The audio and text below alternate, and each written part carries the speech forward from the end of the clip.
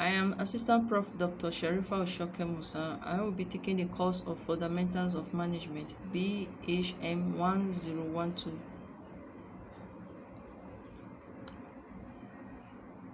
Today we will be treating Chapter 1 of the textbook, which is Managers and Management. And the textbook we'll be using for this course is Robinson. It's Fundamentals of Management by Robbins, Coulter, and DiCenzo.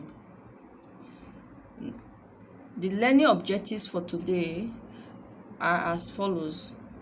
First of all, we're going to talk about who managers are and where they work. We define management, describe what managers do, explain why it is important to study management, and finally we're going to describe the factors that reshapes and redefine management. Now, looking at objective one, who are managers and where do they work? Now, before we talk who managers are, first of all, let's look at where managers work. Managers work in an organization. Now, what is an organization? An organization is a deliberate arrangement of people brought together to achieve a specific purpose, to achieve a common goal. However, before you can call a place an organization, it must have the following characteristics. It must have goals, it must have people, it must have structure. Now, let's look at goals. Goals are achieved by firstly achieving the objective. Before you can achieve a goal, you must set objective. Objectives are set differently in an organization by different departments, by different managers. By the time every department or every person's achieve his job task objective, then you or the company achieve its goals. Now, looking at the people that makes an organization, people can be from different discipline, with different skills, from different places. Now, when we say people, we try to look at people that have studied engineers, people that are managers, people that are computer scientists. That means different people in an organization. You bring them together, they all have different skills and talents. By the time they work together, they try to achieve the goals of an organization. We also have organizational structure. Before an organization can function as one, it must have an organizational structure. Organizational structure is when a company has its hierarchy, organizational hierarchy. I'll show you an example from here, how a typical organizational structure should look. Now, look at this one. This is a typical example of hierarchical organizational structure.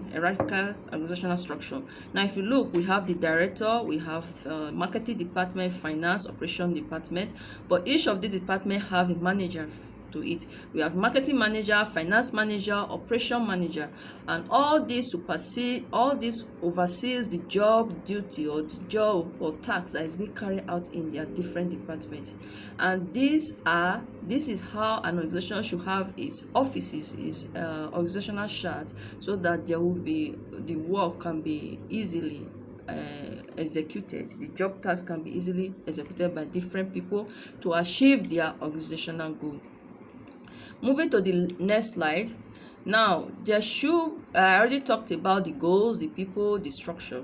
Now, there's these are the goals, these are the people, these are the structure.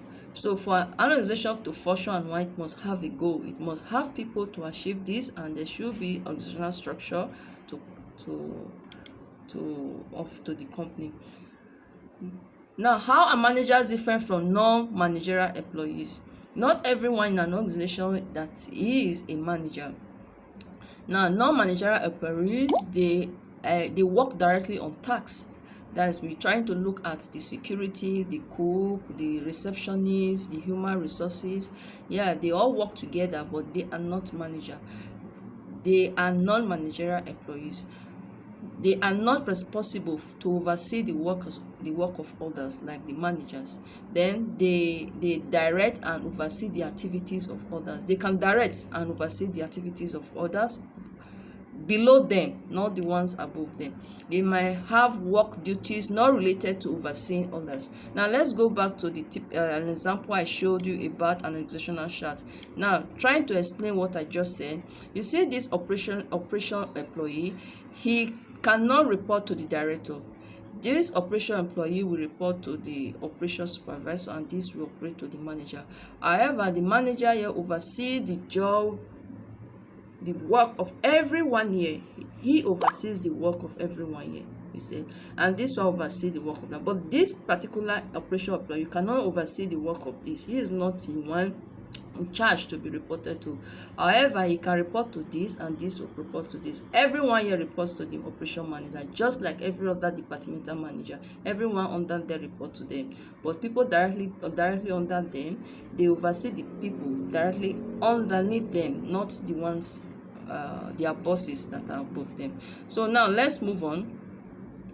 Going back to our PowerPoint, they may have duties not related to overseeing others. Of course, they all have different duties, but their job is to do a specific job task, not to oversee the work of others. Now moving to the next slide, which is slide 8. We have management level. We have top managers, we have middle managers, we have first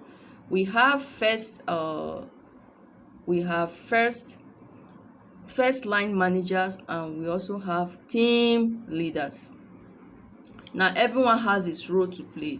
The job of the top manager is different from the team leader. Team leaders are always in smaller groups, and they will report to their first line managers, and these ones will report to their middle manager, top manager. Like this, if you look at this is an organizational chart with 4 levels. You see 1, 2, 3, 4. There are some organizational chart that has 2 levels, 1 level. This depends on the size of the organization.